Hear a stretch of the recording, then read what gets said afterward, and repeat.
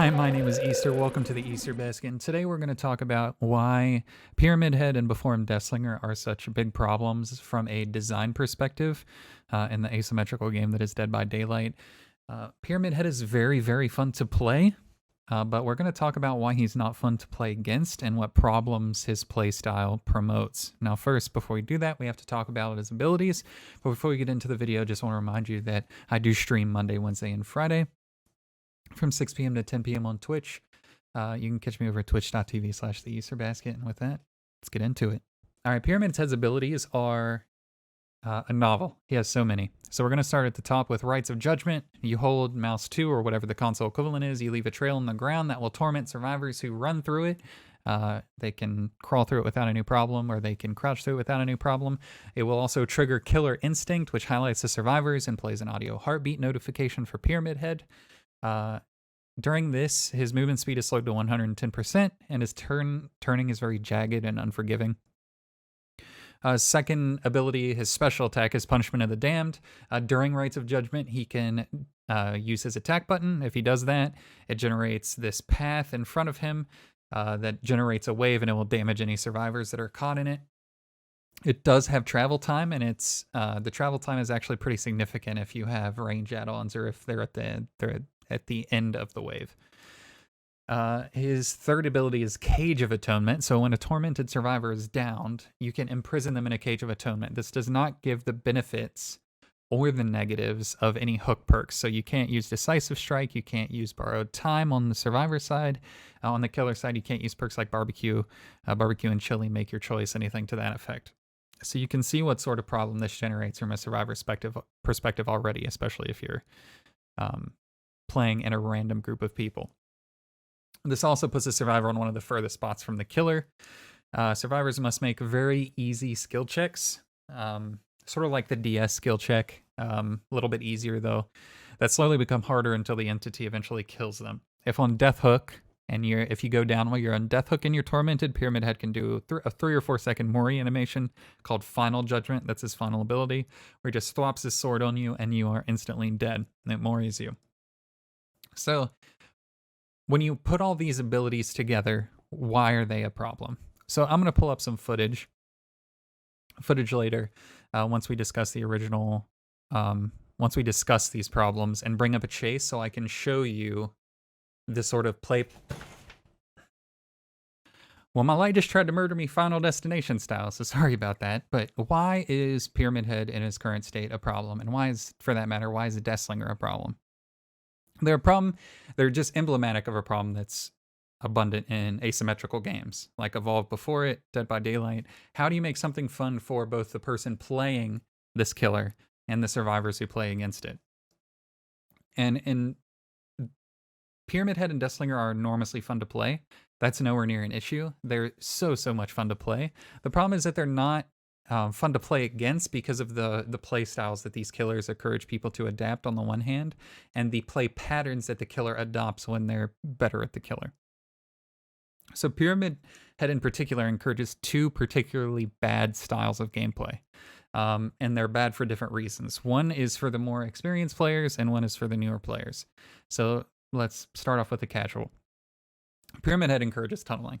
Like, we can just state that right off the bat. If you are tormented, if you're playing a game as a group of 4 random survivors against Pyramid Head, it is better to go down without being tormented than to get tormented, even if you last longer looping the killer. Why is that? Because the play pattern that I have seen playing through my games, because I'm only a mid-rank survivor, mid-skill survivor, is a Pyramid Head will torment somebody, cage them, and then walk directly over to the cage and proceed to just remove one person from the game, because there are no ways to deal with that without being in a SWIF.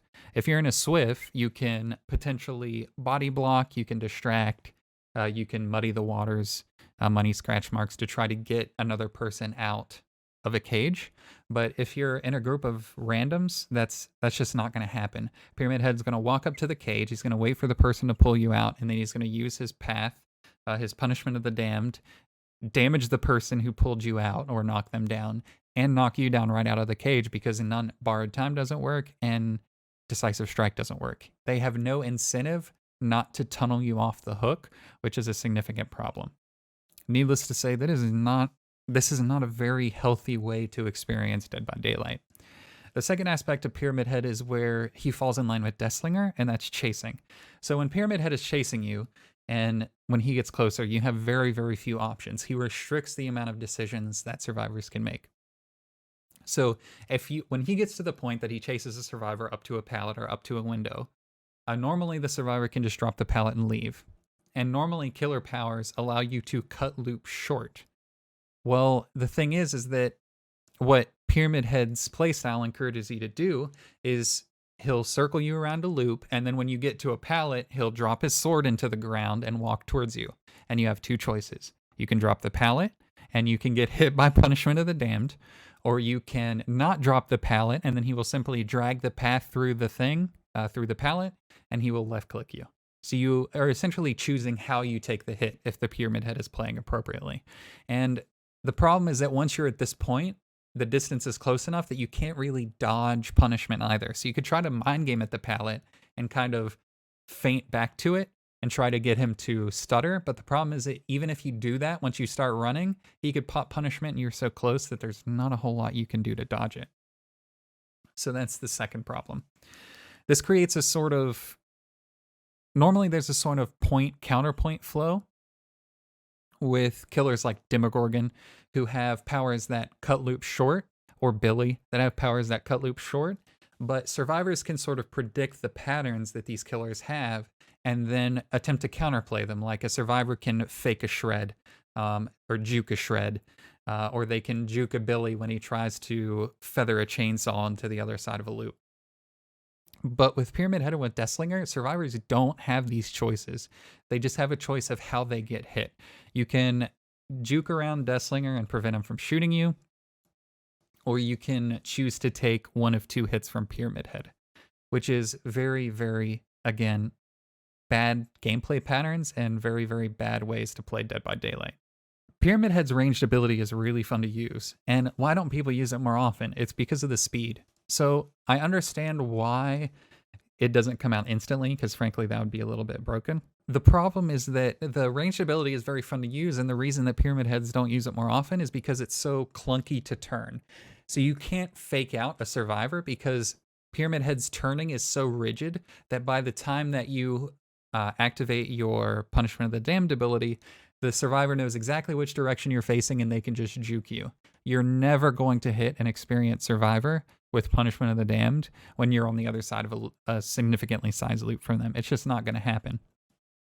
So this forces you into this very specific pattern of walk or run the loop, Pyramid Head gets close, drop the pallet, take a hit, or walk through a pallet, take a hit. There's not a whole lot else you can do, unless you're on a map like Swamp or on a map like The Game, where you can abuse verticality, because Pyramid Head does not deal with verticality well, but that's more a problem with killer design than it is with anything else. So let's take a look at a clip that I took from my stream of playing Pyramid Head. I'm on Swamp, and I approach a loop against a survivor. And as I come around the corner, you see I preface, the pallet is already dropped, and she has a choice. She can either cross the pallet, lock herself in an animation, and then take a Punishment of the Damned, or she can continue to run straight, and then I will reach her and hit her with a mouse 1. There's not a whole lot of choice for survivors, and this play pattern is repeated consistently. And the only reason that you might not see more success on Pyramid Head is because this requires you to play him to his potential.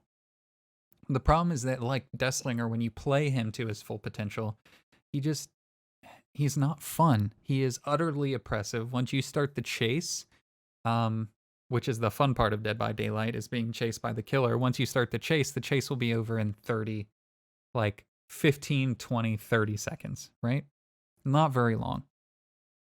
Especially if he gets an initial mouse 1 on you very quickly, and there's only 1 or 2 loops for you to run to. There's not a whole lot you can do.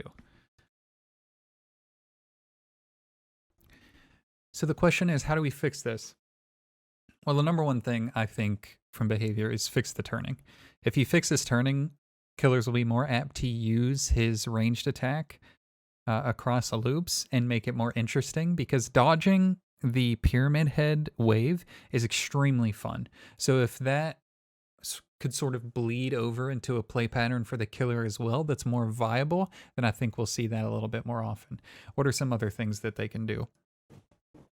I think if they, I think for one of the easiest changes that they can make that won't have a necessarily downside is I think they should make pulling survivors out of the cages or putting a survivor in a cage. It should just use the hook perks. It should give you barbecue and chili, and it should give you the survivor perks like decisive strike and borrowed time solely for the solo play experience. And it really doesn't make a difference if a survivor is tormented. If a survivor is tormented and they're pulled out and they have BT or decisive strike, because if a good pyramid head is caging you, then he's doing that because there are other people nearby he wants to chase, and it won't necessarily reflect badly on good pyramid heads as well. It will only dissuade the worst ones from adopting that sort of put a survivor in a cage and can't play style. Now for the more oppressive experience play style, I'm honestly not sure how to deal with that other than to play with his wave. Make his wave more fun, maybe make it a little bit more instantaneous, make his turning easier, do something that makes his wave more fun to use and give survivors a little bit more options other than pyramid head runs at you. Pyramid head, holds right click through the pallet and then you take a hit.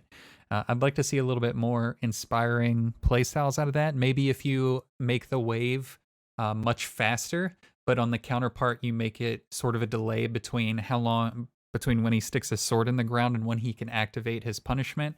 That might make him a little bit more interesting to play, give him a little bit more interesting play patterns. But beyond that, I'm not entirely sure how you should change him to make him more interesting to play against, because it seems like all of his abilities as they currently stand make him just much more oppressive to play, and Desslinger has this problem as well.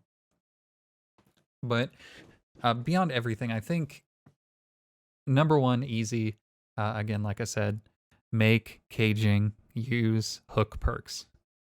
That is the number one thing to make the general pyramid head experience much more enjoyable. And with that, that's just about everything I have to say on this subject. Let me know if there's anybody from Behavior who watches this video. Let me know what you think about Pyramid Head and how you think he is designed, what you've been seeing from play patterns and kill patterns with this killer. And thank you for watching. Don't forget to subscribe and have fun. I hope you learned something.